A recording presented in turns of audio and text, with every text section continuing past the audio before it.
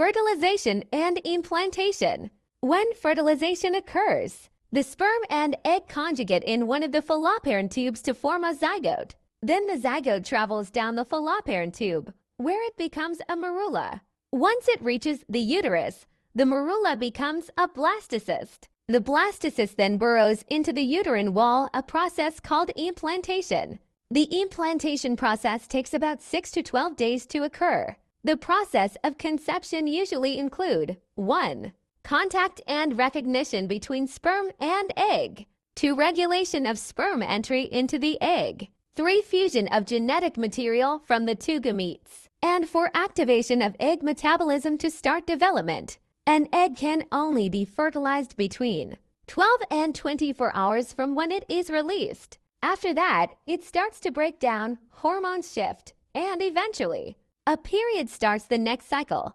If you have unprotected sex during this time, your egg may end up waiting for sperm to reach it, or they may run into each other in your fallopian tubes. In the 3 days before ovulation, in this aspect, sperm will be waiting for the egg to come down the fallopian tube. How does sperm enter the egg? 2 things occur. Break through a group of cells known as the cumulus oephorus that surround the egg. The sperm dissolves these cells using an enzyme. Break through the outer membrane of the egg. The sperm essentially unites to and digests this membrane using an enzyme. Once a sperm has penetrated an egg, this membrane changes and becomes impenetrable to other sperm.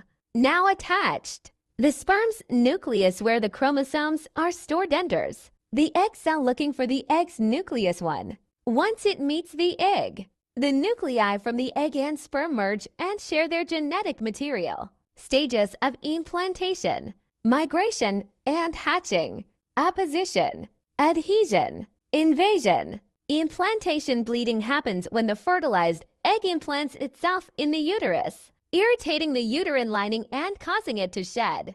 It usually lasts 1 to 3 days and occurs around the usual time of your period. Because of this, many people think they're experiencing early or light menstruation. So how can you tell the difference between implantation bleeding and your period? Unlike early menstrual bleeding, which tends to be red, implantation bleeding is usually light pink or brown. The flow is also typically lighter, and it doesn't progressively get heavier like a normal period. What next after implantation? Implantation happens.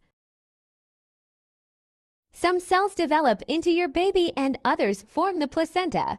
You begin to release hormones that tell your body a baby is growing inside your uterus.